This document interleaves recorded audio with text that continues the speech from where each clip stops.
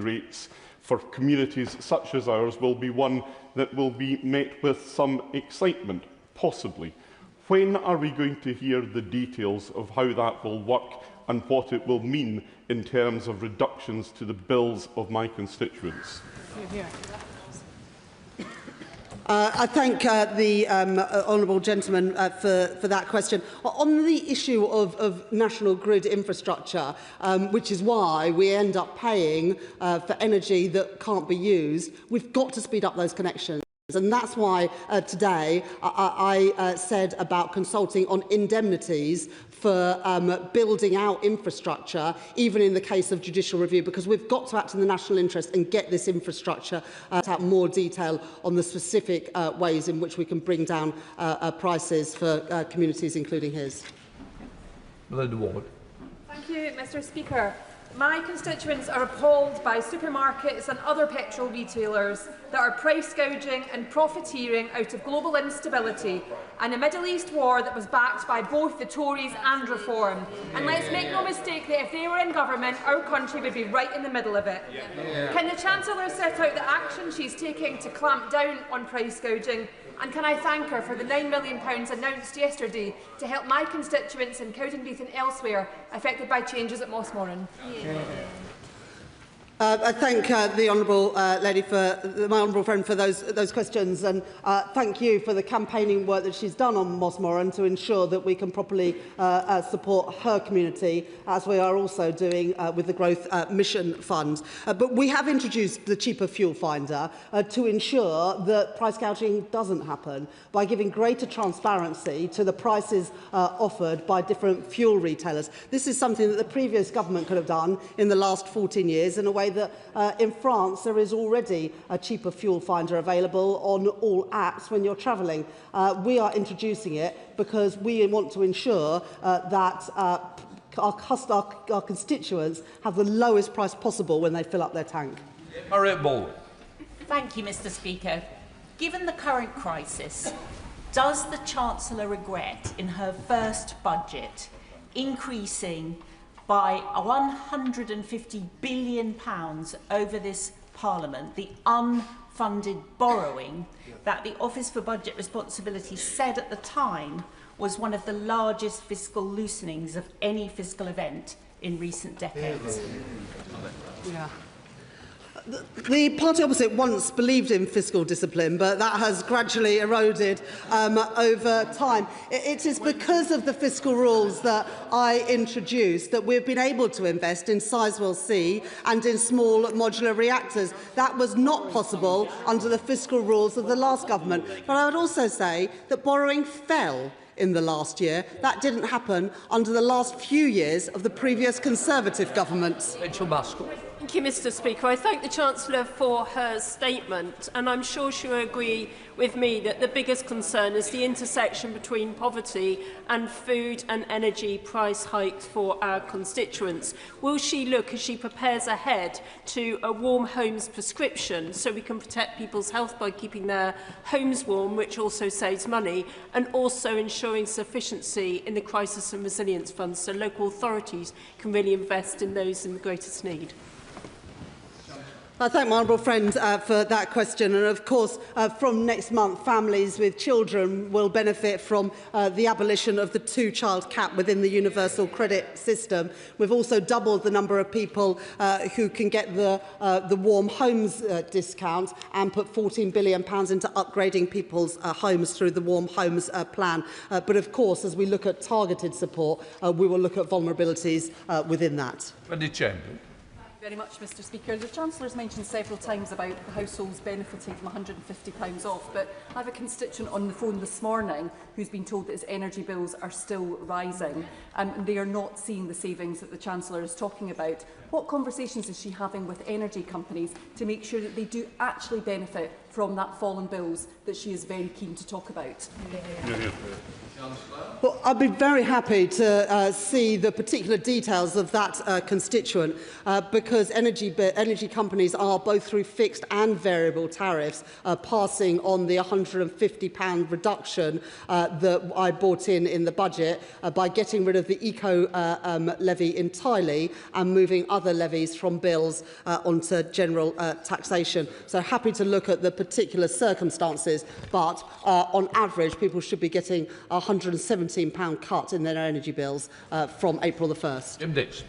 Thank you, Mr Speaker, and can I thank the Chancellor for her statement. We have indeed, as she says, made good progress on stabilising our fiscal and economic situation since the election in 2024, most notably increasing the headroom available in our public finances, but as a result of the last government failing to invest in sustainable energy and nuclear, we are much more exposed to price shocks than we could be. Would she agree with me that it's vital that we do all we can to protect the most vulnerable in our community, such as constituents of mine in Dartford, from the price hikes in energy that will result from this Middle East war? I thank my honourable friend for that question, and for his constituents in Dartford and around the country. There have been 6 cuts in interest rates since the general election, and more than doubling of the headroom means that we have a bit more room for manoeuvre in the face of shocks. But I would also say, because of the actions of this government, gas is setting the price for energy a third less than it was just 4 years ago because of the investment in renewables that this government are making. John Glenn. Thank you, Mr Speaker. I welcome the targeted nature of the measures announced, but 3 weeks ago it looked like inflation was going to return to the level that the Right Honourable Lady inherited when she took office in July 2024. That no longer is going to happen. But also, we see now the cost of borrowing, and given we're spending well over £100 billion a year on debt interest, what assessment has the Chancellor made of the implications of higher inflation and higher borrowing costs for the public finances? I thank the Right Honourable Gentleman for that question, and it is because of those concerns and not wanting to put any upward pressure on borrowing costs or inflation that we are looking at what targeted support can be offered rather than the blanket support the previous time that energy bills went up. The Bank of England offered their assessment on potential impacts on inflation, but as the Governor of the Bank of England has also said, the upward pressure on inflation because of the conflict in the Middle East is tempered somewhat by the action that I took in my budget last year, which reduces inflation between 0.4 and 0.5 percentage points, taking some of that upward pressure on inflation off. Dan Cobb. Thank you, Mr Speaker, and can I thank the Chancellor for her statement. Can I ask her to do something for a specific group of people, and that is people in the private rented market who have to rent their home, and especially in more deprived communities like mine, their energy bills are going to go up, but still their biggest outgoing each month will be their rent. And it is too often exploitative in areas like mine. We had rent controls in this country from the First World War up until the dying days of Margaret Thatcher. What can she do, thinking outside the box, to tackle this issue?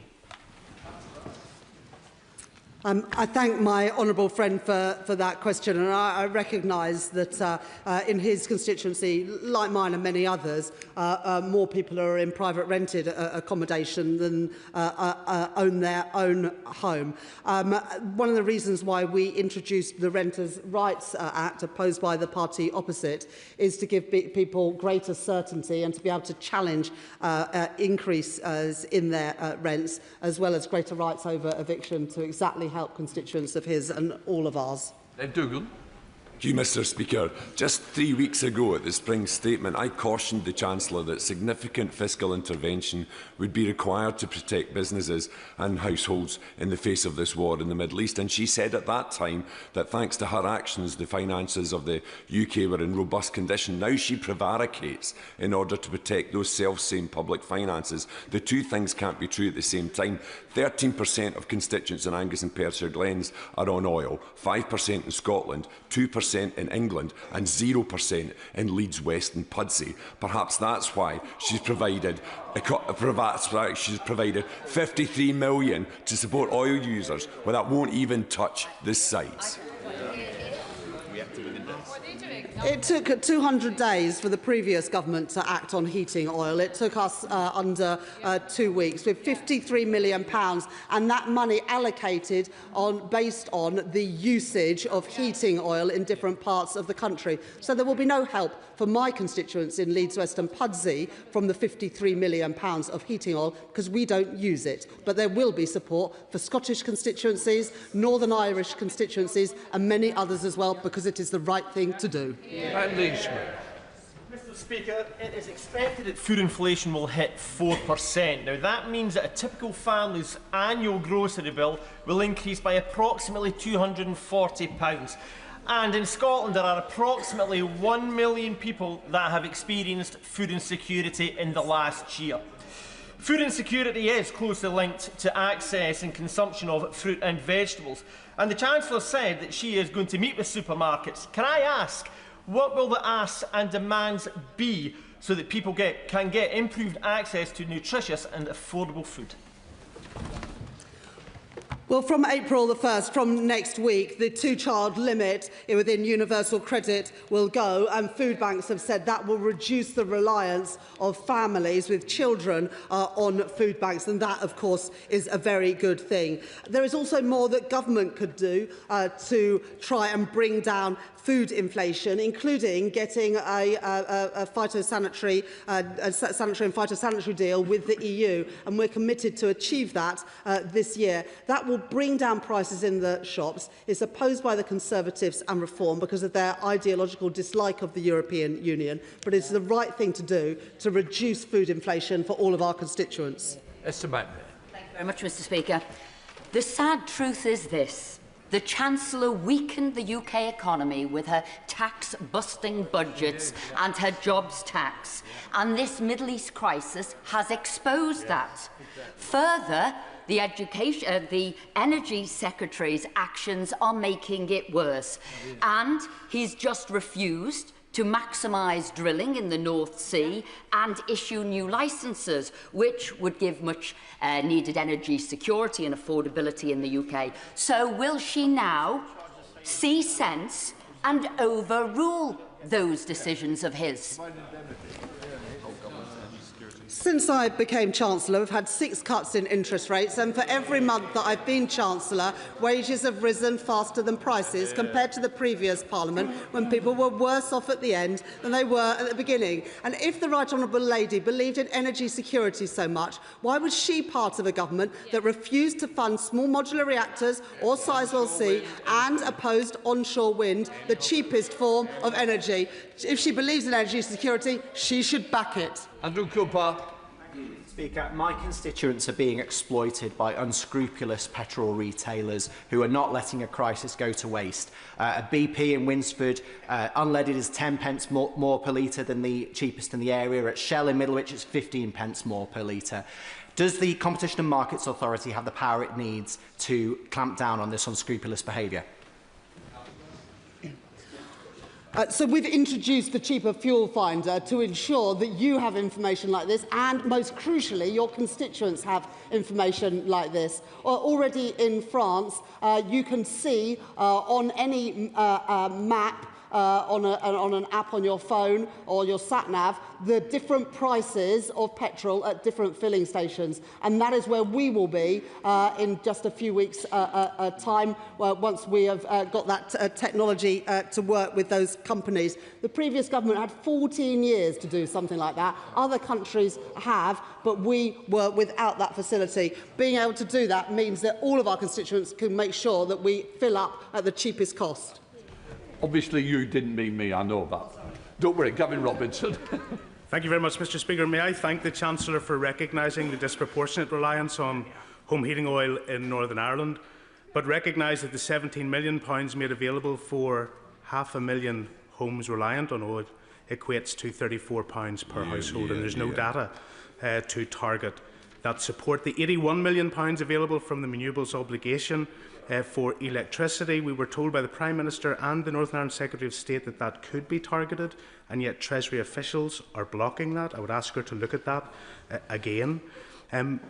She's made the commitment not to reinstore the 5 pence of duty on fuel. Could I ask her to look at red diesel? Could I ask her to look at taking a look at the rebate for red diesel to help support construction and transport and haulage and energy regeneration in our country to stimulate those parts of our economy that have a disproportionate reliance and have lost the support they so gravely needed?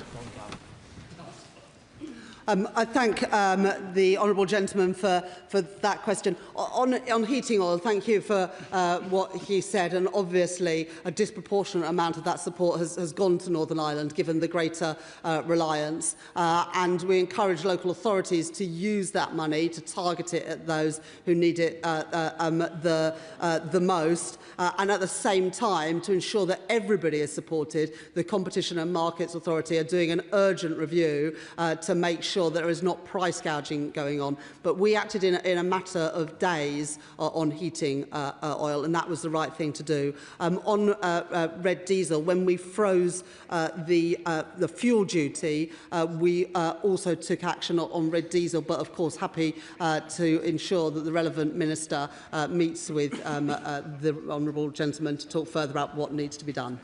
Well, let's speed it up. Harpreet Tupple. Mr. Speaker, the Chancellor will be aware that we have a strong manufacturing sector in Huddersfield and in Yorkshire, including in defence and SMEs, but they are feeling the pressure of rising costs, and the Middle East war has seen input prices go up and disrupted supply chains. So can I ask how she's particularly supporting manufacturers?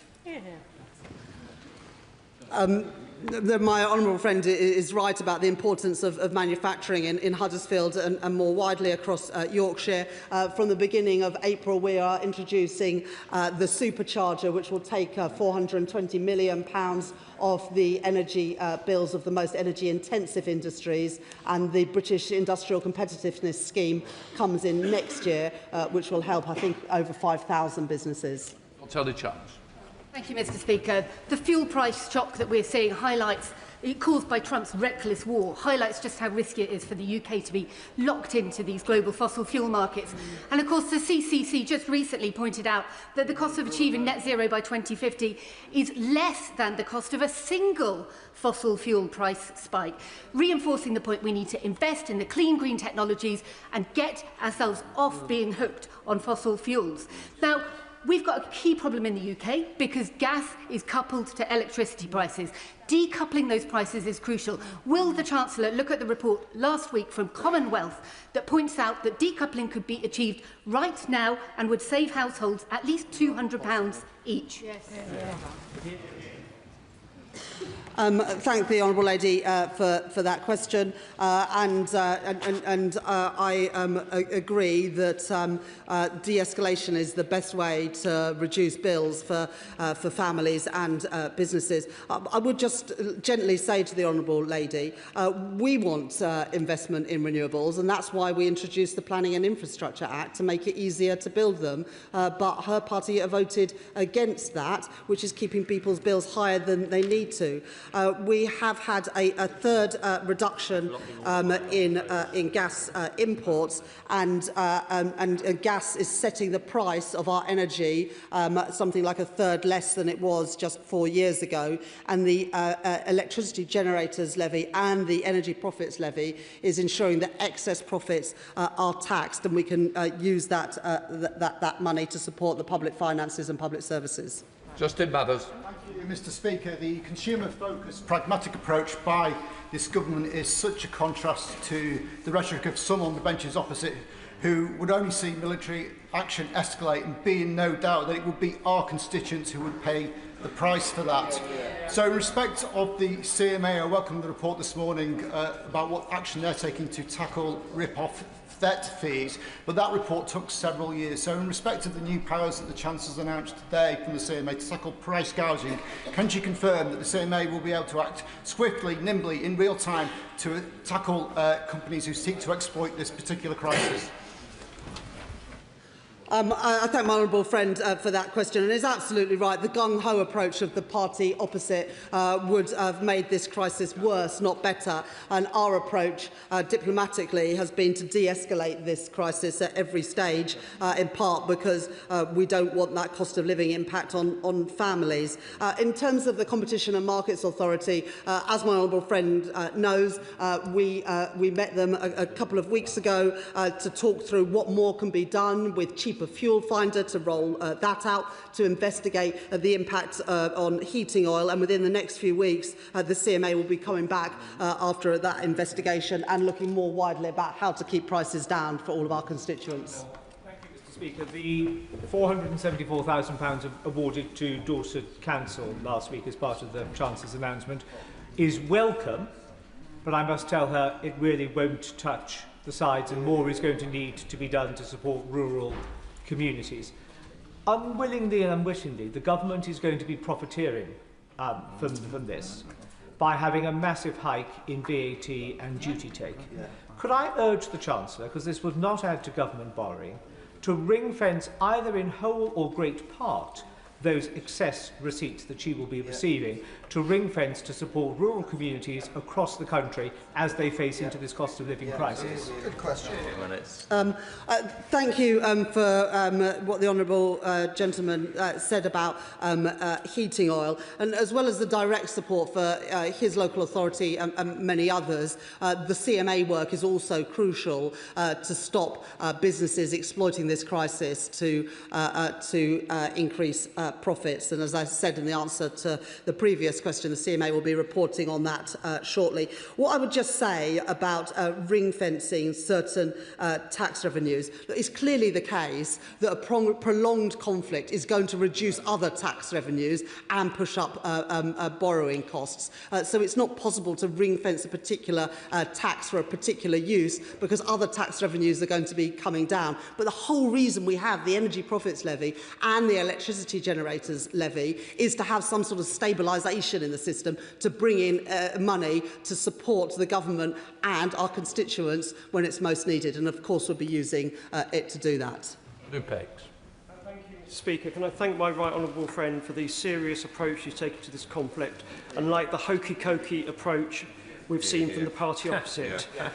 Peterborough is willing to play its part developing our energy infrastructure, and we've already had £1 billion worth of private investment to upgrade the gas networks based out of Peterborough.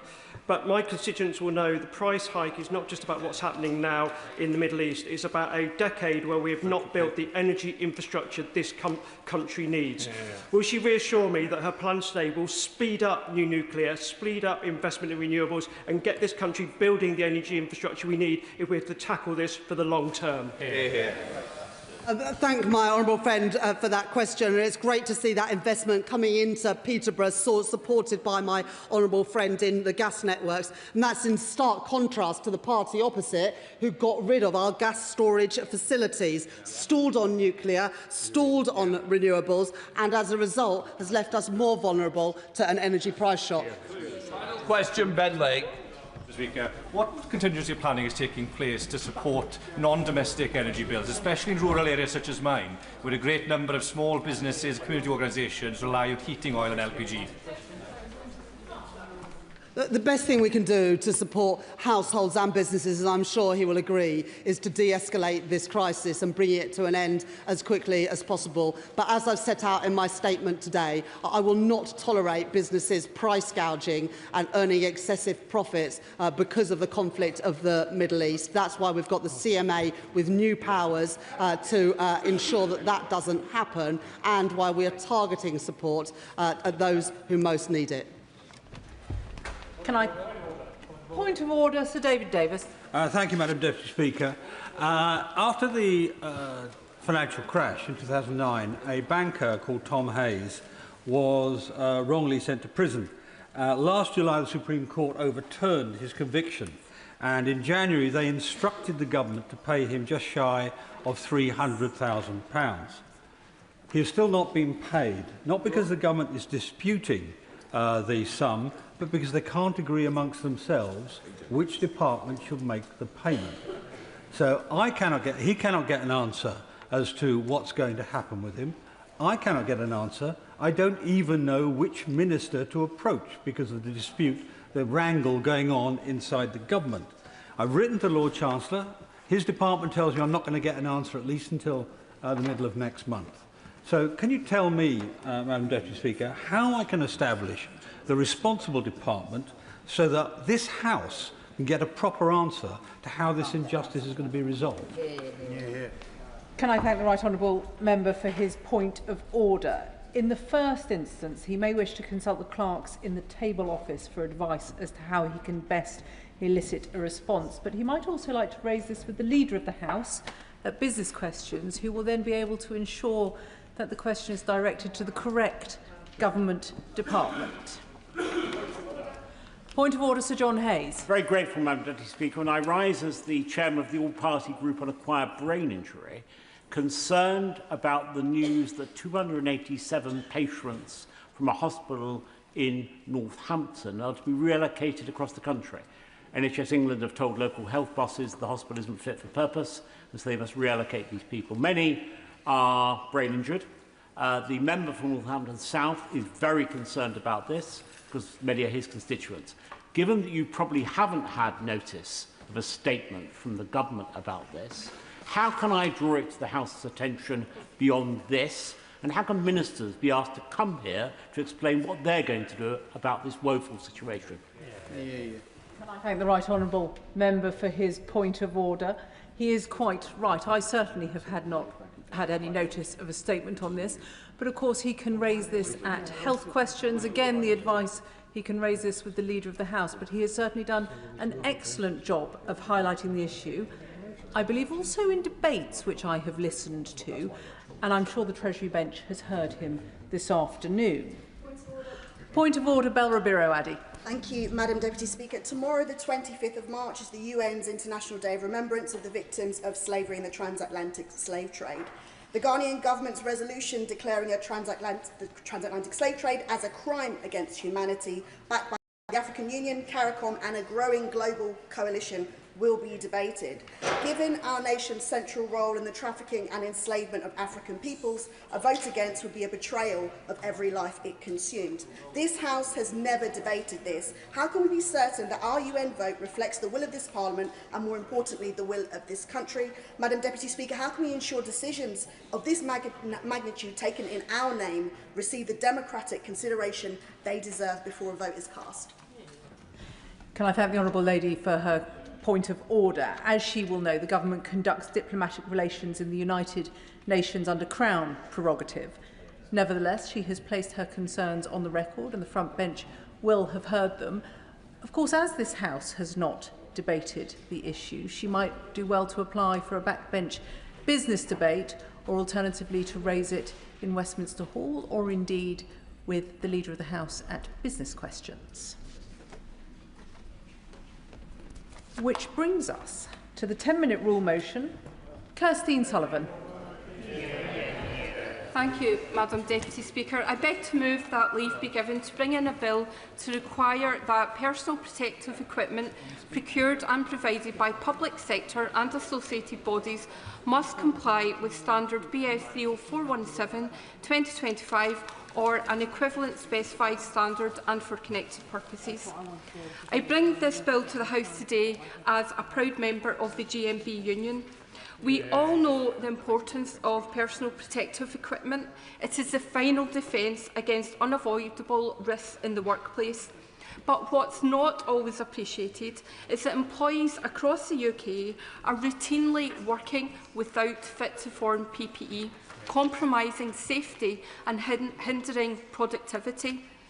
BS 30417, developed by the British Standards Institution, is guidance that puts fit-to-form PPE as a consideration at every stage of purchasing, supply and use. Madam Deputy Speaker, our workforce is not homogeneous. Employees are not all male, 5'9" and 85 kilos, and even then, PPE is often designed for a taller man.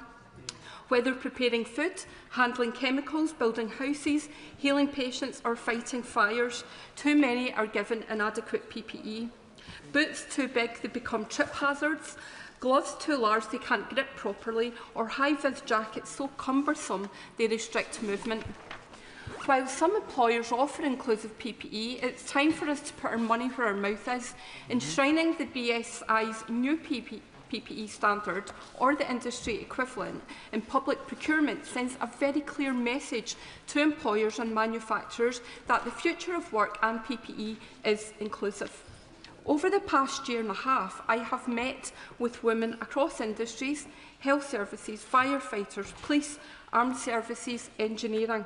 They are exasperated at poor fit PPE and often the ridicule that comes with it. Take something as simple as sizing.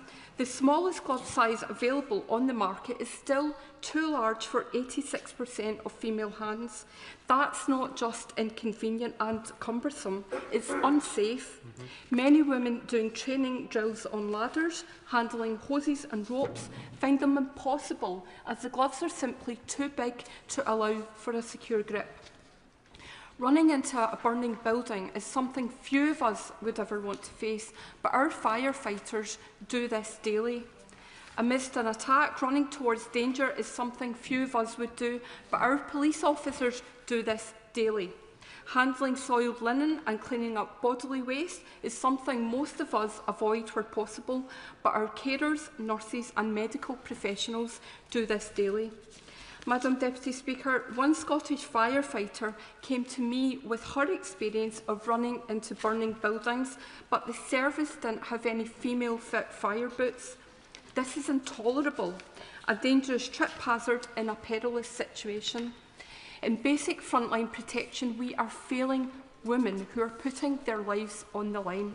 And the horror stories go on. Stab vests, predominantly designed to fit men, they're simply inadequate to fit the body shape of female police officers. Ordinarily, they're too big and too loose. When running, the stab vest slides up and down, hitting against their neck and chin, an encumbrance slowing them down in moments of danger. In one case, a knife slipped under a police officer's garment and she was hospitalised with severe stab wounds. Alternatively, officers are forced to tie them so tight it impairs their breathing. Madam Deputy Speaker, others spoke of needing to alter their PPE just to make it fit. This completely compromises their safety and makes the worker legally liable for accidents on site due to wearing PPE incorrectly. And that's before we even talk about the lack of well-fitting protective clothing for people with disabilities, religious and cultural requirements, and men who don't fit the average size. Women in war zones have reported their oversized body armour cutting their thighs when sat in vehicles traversing rocky terrain, or helmets falling over their eyes. We should not expect our service personnel to enter combat zones if we cannot deliver the body armour and fitted head protection that can save lives.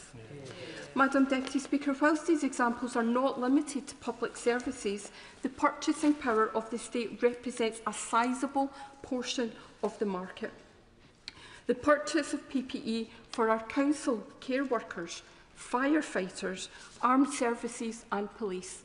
This bill will put people at the forefront of PPE procurement, ensuring true fit-to-form protection from sparks and burns, waste and disease, machinery and chemicals.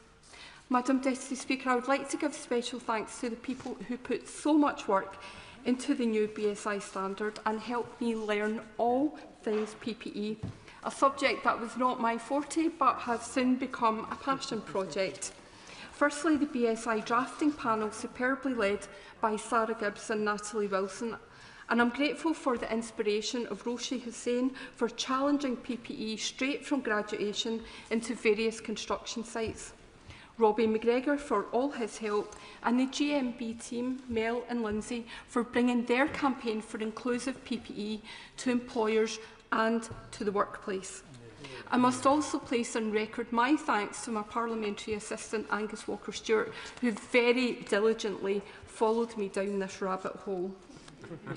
I will also take this opportunity to wish the British Standards Institution a very happy birthday, and it's a big one, 125 years of standardising our rail gauges, plug sockets and now PPE. Madam Deputy Speaker, I want to conclude my proposal of this bill by bringing it back to where I live and where I come from politically. International Workers' Memorial Day falls on the 28th of April every year. In Bathgate, where I live, we gather in Balbardy Park. It is most beautiful in the springtime, with the cherry blossoms welcoming visitors to the park. Now designated a Park of Peace, this old colliery site saw at least 23 fatalities during its operation. International Workers' Memorial Day's motto is Remember the Dead, Fight for the Living, and this new inclusive PPE standard allows us to do just that and help ensure that those who go to work return home once again.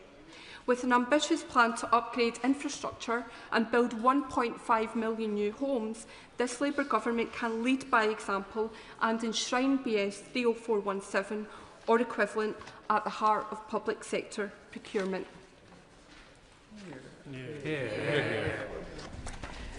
The question is that the honourable member have leave to bring in the bill. As many as of that opinion say aye. Aye. Of the contrary, no. I think the ayes have it. The ayes have it. Who will prepare and bring in the bill? Patricia Ferguson, Mike Reader, Susan Murray, Chris Kane, Douglas McAllister, Joanna Baxter, Tracy Gilbert, Elaine Stewart, Lillian Jones and myself, Madam Deputy Speaker. Kirstine Sullivan.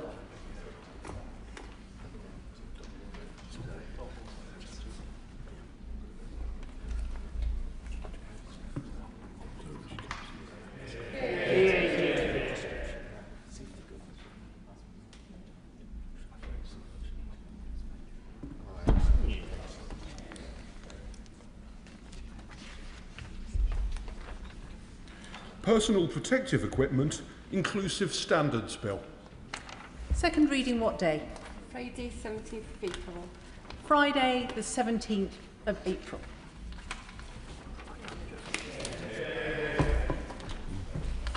We now come to the Opposition Day motion on oil and gas. I inform the House that the Speaker has selected the amendment tabled in the name of the Prime Minister. I call the Opposition spokesperson to move the motion. Thank you, Madam Deputy Speaker. I beg to move the motion as on the order paper. What do Renewables UK, Scottish Renewables, Greg Jackson from Octopus, the Chair of Great British Energy, the unions and the Tony Blair Institute all have in common? They all think the Labour Party has got this wrong. Yeah, all of them. They all think that we should make the most of our oil and gas in the North Sea. These are some of the most powerful advocates for clean energy in this country. These are the great and the good of the Labour left. They all get that shutting down the North Sea is an act of economic self-harm, an unforgivable own goal when it comes to Britain's energy security. The question is, why doesn't the Labour Party? Let's go through our arguments one by one. First, the Secretary of State has argued that the North Sea does not help our energy security because all of the oil and gas gets sold abroad. This is rubbish. We use all of the gas that we drill in the North Sea. It makes up about half of our supply. If we do not use our own North Sea gas, by 2035, we'll be 3 times more reliant on foreign imports of LNG. That's much dirtier foreign gas. Why would we use that when we could use our own? The idea that it does not affect our energy security is pure misinformation from the Secretary of State, and MPs in the House today would be unwise to repeat it. Even the Climate Change Committee acknowledges that we will still need oil and gas for decades to come. If we are going to need it, then we should get as much as possible from Britain. Absolutely. That's just common sense.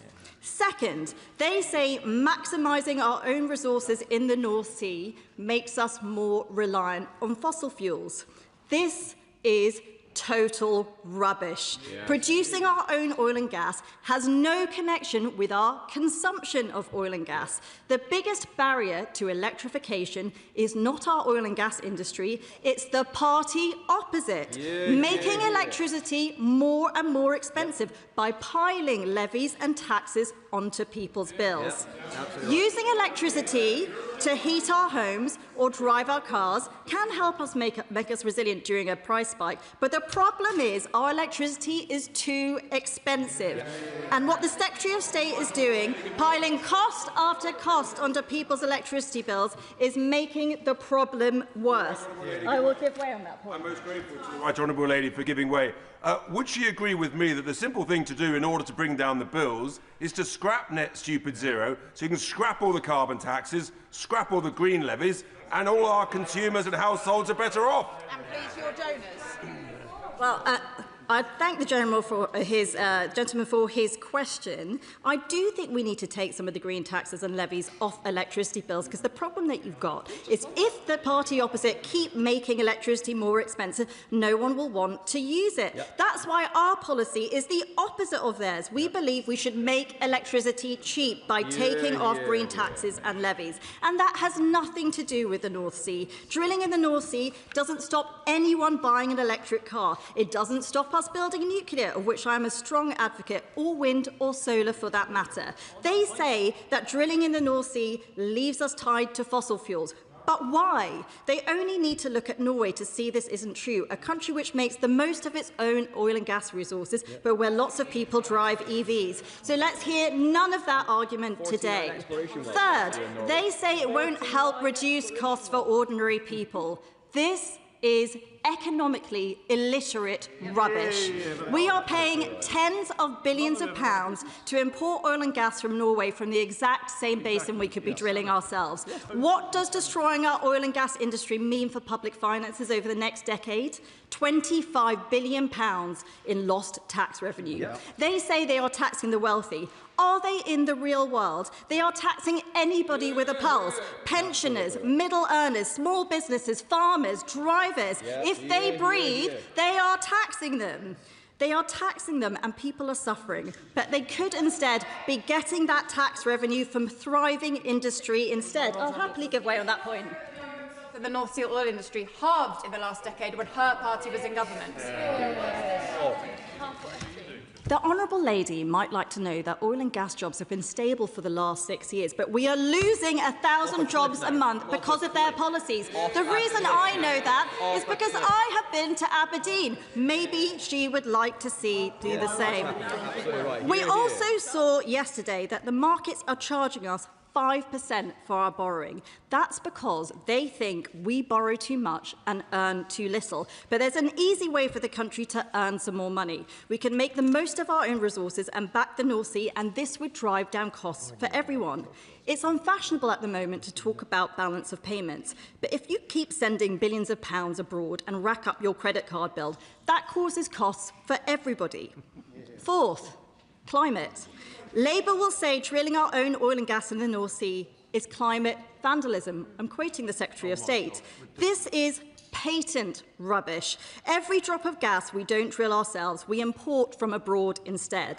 The LNG that we import has 4 times the emission of gas that we could get from the North Sea. LNG, for those who don't know, is gas that has to be frozen to minus 150 degrees, shipped in diesel-chugging tankers, then heated up here. That's why it has much higher emissions overall. Now, the Labour Party, who say they care about this and that climate change is the biggest threat to our national security, their words, not mine, they have a choice today.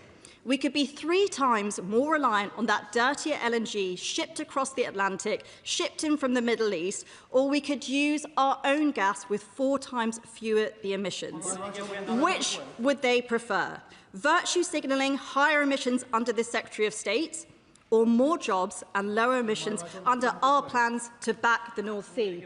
I'll happily give way on that point. I'm grateful to my right honourable friend. And does she not, like me, feel not only sorry for all the consumers up and down the country who see billions of taxes that could be paid if we just produce more oil and gas here, could be used to lower the taxes when they fill up their cars and travel to work, but does she also not feel sorry for the 2 members opposite, because they're captured by an ideological Secretary of State?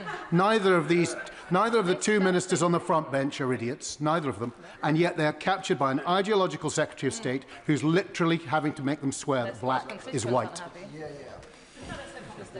I thank my right honourable friend, and these are two Scottish MPs. They have been to industry. They know what people in those areas are saying. They know the jobs that are being lost. And the question is, when the answer is so blindingly obvious, when we could use things that we make in this country rather than using dirtier imports from abroad, the question they need to ask themselves is, why can't their Secretary of State see the truth? Fifth, they say new fields will take too long to get up and running. This is dangerous, short-termist rubbish. Jack Daw and Rosebank could be up and running by Christmas. They have been sat on the Secretary of State's desk gathering dust. This hiding behind the process. I was part of the process. It is in the Secretary of State's gift. It is up to him to make the assessment. We are in an energy crisis. He could speed this up if he chose to do so. Jack Daw alone could produce enough gas to heat over 1.5 million homes. As their own Chancellor commends Norway and Canada for drilling more. That's what she said last week. She commended them for drilling more. She said every country must do its part by generating more oil and gas. They should ask themselves why their party position seems to be support the oil and gas industry anywhere but Britain. Right, I'd just like to clarify whether the Honourable Lady agrees with herself when she was Shadow Energy Minister that nobody's saying that net zero was a mistake. Net zero in the round was the eminently sensible thing to do. We need to decarbonise and we need to have an ambitious target to aim for. Well, I would thank the Honourable Lady, but I don't think it takes much effort to read out a whip's question. The question she needs to answer is why is she supporting a policy which is going to increase British emissions?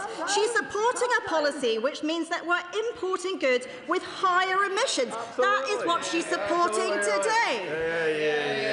5 bad arguments which have been thoroughly disproved by people outside of this chamber, by people that they supposedly respect. 5 bad arguments spun by the Secretary of State which should be consigned to history. What the North Sea can actually give us is what it's been doing all along: stronger energy security, a stronger environment, a stronger economy. Are these not things that we want the next generation to have?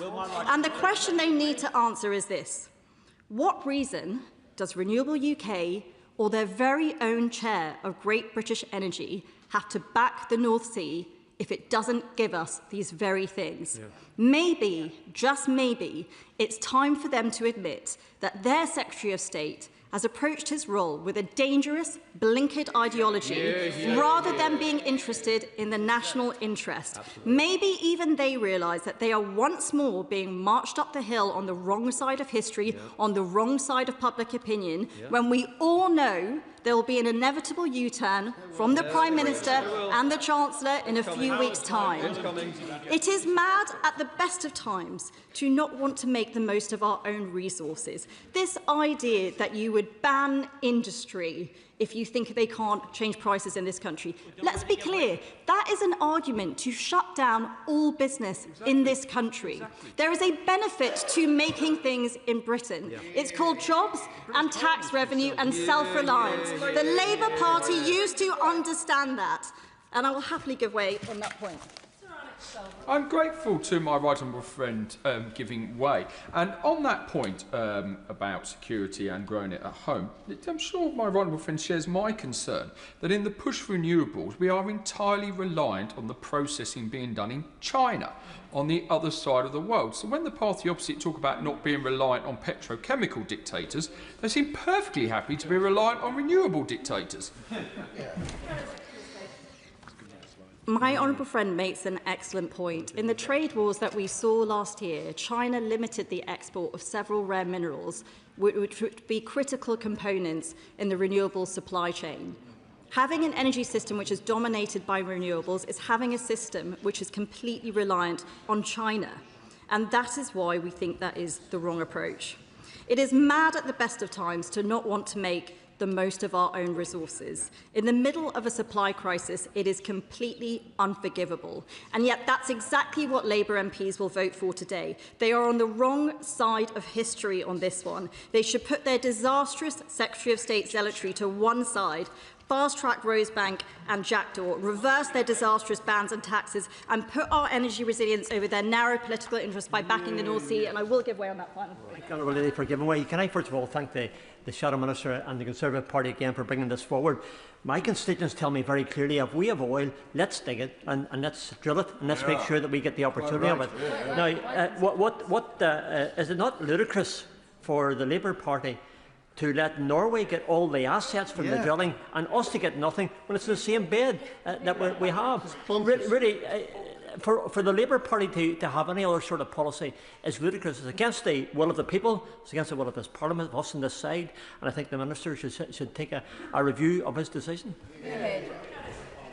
Well, I thank the honourable member. I think these are the strongest words that I've heard from him in my entire time in Parliament, and the party opposite would be wise to heed them. At the moment, we are in a situation where we share the same basin with Norway, and last year they drilled 46 new wells and they made 21 new discoveries, and we drilled 0 wells for the first time since 1964. This is exactly the same basin. There is not a geology difference. It is a political line drawn down the middle.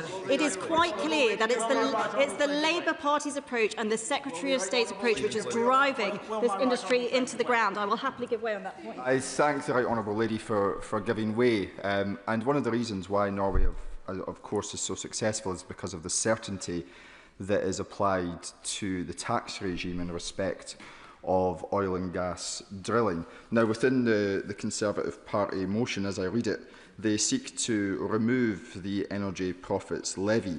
As a point of clarity, can she be clear with the House as to whether she would want that to be replaced by the oil and gas petroleum mechanism, as suggested by so many in the industry in Aberdeen?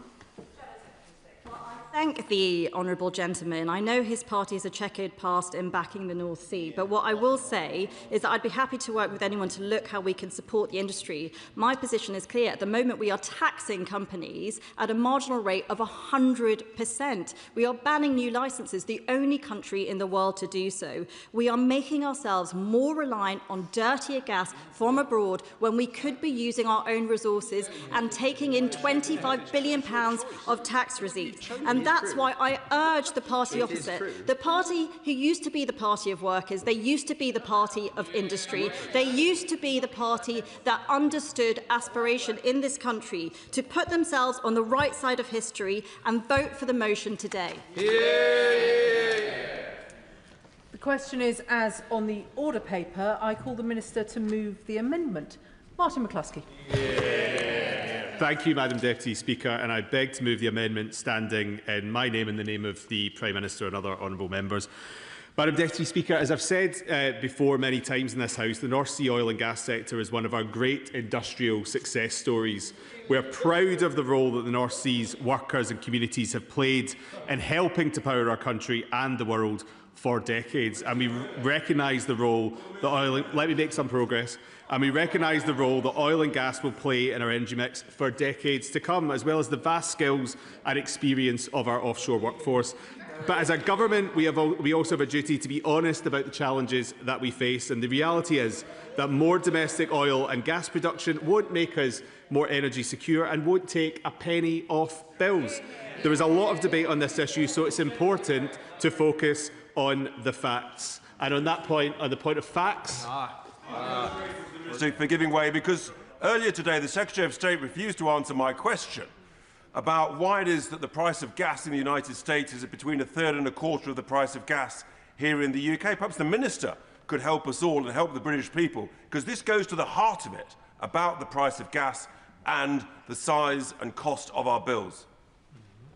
As the honourable member will know and will have heard me say earlier in this speech, the price of gas and oil is set on an international market, and extracting more from the North Sea would not make a penny's difference in terms of price in this country. The North Sea is a super mature basin that accounts for around 0.7% of global oil and gas production. Production has been naturally falling for more than 20 years, which means our North Sea no longer has the reserves available to support domestic energy demand. And crucially, any new licences now would not make any difference to people's energy bills, because regardless of where it comes from, oil and gas is sold in international markets where we are price takers, not price makers, and I'll give way. If we were to accept that argument, notwithstanding the fact that there are global markets and supply and demand leads to much lower prices in some places than elsewhere, but let's accept, for the purposes of this, let's accept that it makes no difference to the international price. It's billions of pounds in foregone taxes, which could be used to reduce prices, to reduce VAT, to reduce all sorts of impositions on the British people, saving not pennies but many pounds from ordinary people's bills. That's true, isn't it, Minister? Madam Deputy Speaker, what the party opposite wants to do is they want to remove a tax that is contributing £12 billion to the Exchequer, that is funding our public services, that is allowing us to invest in our schools, in our hospitals and other public services. And if they oppose that, they need to come forward with their own proposals. Allow me to make some progress. The only route to energy security and lower bills is to get off our dependence on fossil fuel markets, which we have no control over, and on to clean, homegrown power that we do. I'll give way. The Minister for giving way. There seems to be some sort of complete failure to understand how the gas market works. Because the gas market works on piped gas, it works on local markets, and it works on an integrated supply and consumption system. And yet he's addressing it as though it's shipped oil. It's not the same market, and yet he's dealing with it as though it is. Could he please begin to address the fact that this is a very different market? We have been importers since 2004 of gas, and the party opposite will know, because they presided over the period of this decline. They will know that it's been declining for some time. Allow me to make some progress. Recent events in the Middle East are yet another reminder of the need to speed up that transition and protect British people from these price shocks. Thanks to our mission to make the UK a clean energy superpower, we have already seen £90 billion of investment announced for clean British energy, but now we are determined to go even further and faster in pursuit of national energy security, and I'll give way. Thank the Minister for giving way, and I accept his point about having more homegrown renewables can be good for insulating ourselves from the economic output. But he will know there are great swathes of our industrial base that are gas dependent, not least the ceramics industry. So what message did he send to them? Because currently the price per therm is twice what it was 3 weeks ago. They're renewing their contracts.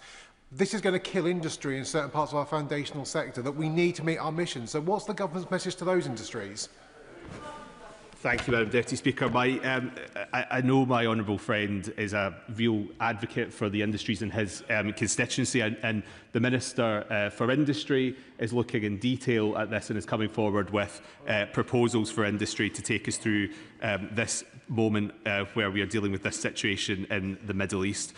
We are bringing forward the next renewables auction months after our most successful auction ever secured enough power for the equivalent of 16 million homes. And just today, we set out plans to make plug-in solar available in supermarkets so more people can put a panel on their balcony or outdoor space and begin saving energy. And we're ensuring heat pumps and solar panels will be standard in new build homes.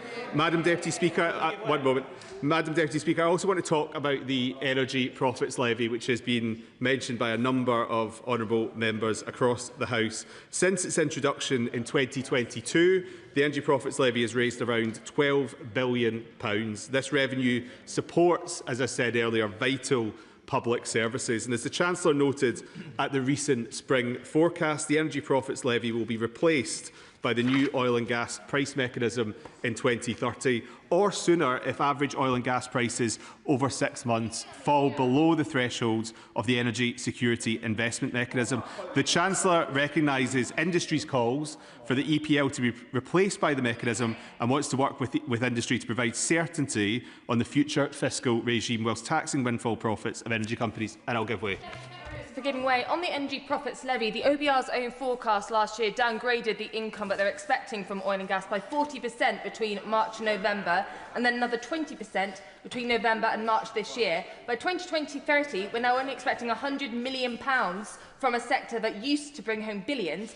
That's because of the EPL, and that's because of the ban on licences, and that's the impact that Labour are having on the oil and gas sector. The honourable lady will know that this is a windfall tax on windfall profits. If there are not windfall profits, there will not be a windfall tax. The motion, allow me to make progress. The motion also calls for an end to the ban on oil and gas licensing. The government has been clear that will support the management of existing fields for their lifespan. That's why we've committed to introducing transitional energy certificates that will enable some offshore oil and gas production in areas adjacent to already licensed fields, linked via a tieback, or in areas that are already part of an existing field. But new licences to explore new fields would make no material difference to overall production and would run contrary to the science on tackling the climate crisis. Why does he think the strategy of this government is so different to that of Norway? Nobody is doubting the commitment that Norway has to the environment and to net zero. And yet they're pumping more oil and gas than they have done for a very long time, notwithstanding their commitment in the longer term to net zero. Speaker, Norway has managed their fields in a very different way to this country has over a course of 40 or 50 years, and every country will take its own decisions on how best to secure its own energy supply, and many other countries are taking a similar approach to the United Kingdom. Let me turn now to Jackdaw and Rosebank, which is addressed in the motion from the opposition. At the outset, I should say that it would be inappropriate for me to comment on the merits of individual cases, because doing so could prejudice the decision-making process. As with planning decisions which are comparable in nature, offshore oil and gas projects are subject to a robust and legally grounded regulatory framework under which information submitted by developers must be carefully assessed. In both the Jackdaw and Rosebank cases, the Secretary of State will make a decision on whether to agree to these being consented in due course. It's imperative that all relevant material is properly considered so that decisions are sound, defensible and robust. When reaching a view, the Secretary of State will assess the overall balance between any potential significant environmental effects and the wider benefits to the interests of the country. And as members would expect, that assessment will involve considering a range of factors which may include energy security alongside environmental considerations. Some have asked why these decisions are taking time. The answer is straightforward. These are planning-type decisions that must be taken in full knowledge of the facts. The guidance on the assessment of Scope 3 emissions published last year in response to the Supreme Court's judgment is the first of its kind, and it is therefore crucial that we take the time to apply it properly. It serves no one's interest for decisions to be rushed, and certainly doesn't serve the benefits of industry or the honourable gentleman who is chuntering from a sedentary position's constituents, only to be overturned later by the courts, which was the mess that the previous government got into. Of course. I thank you for giving way. He mentioned their energy security, and of course this is fundamentally the most important issue facing us as a country at the moment, not only because of the conflict in the Middle East, but wider conflicts, including that in Ukraine. Is it not the case that we must stop taking short-term decisions and instead look for the long-term future of our energy so that we can get nationally controlled energy security, which is good for our national security too? My honourable friend makes a really important point that I think gets to the heart of this debate. We aren't going to learn the wrong lessons from the situation that we're currently facing in the Middle East. We will not make ourselves more reliant on fossil fuels at a time when we can see playing out day after day after day in all of our constituents at rising prices the effect of being overly reliant and overly exposed to gas and fossil fuels. Madam Deputy Speaker, we are incredibly fortunate to have the North Sea on our doorstep. For almost half a century, the oil and gas buried there has fuelled development and charged our economy. But for too long now, governments have ignored the transition that is happening before their eyes. We owe it to the North Sea's workers and the communities who have done so much for our country to set out a proper plan for their future and seize the immense potential in clean energy. And I'll give way. Thank him for giving way. The workers who he's referring to have a very different take on his government's approach to the North Sea than he does. Indeed, I think they would be incredulous at the arguments that he's making today and his government have made over many months, because it is costing them their jobs. He knows that moving from the Energy Profits Levy to the OGPM as quickly as possible will give those workers some hope and will help assist with the energy security. Is he or his department currently in discussions with the Treasury about making that happen? The Chancellor has had discussions with industry and will continue to have those discussions with industry. And that's right, an appropriate way to conduct these decisions. And, you know, I was pleased to be myself in Aberdeen a couple of weeks ago talking to the same workers that he mentions. And, of course, we need to do as much as possible, you know, to ensure that oil and gas workers are properly protected through this transition, but that we also don't lose sight of the great potential, for example, in floating offshore wind, which will also provide a significant future for his constituents and for people across Scotland. As I was saying, the transition that is underway is the only way to get off the roller coaster of fossil fuels and build a more secure energy system. Following a consultation with businesses and communities last autumn, we set out the steps we're taking to unleash the North Sea's clean energy future. That plan recognises that our world-class energy workers and supply chains and the importance of supporting them through that transition, and I'll give way.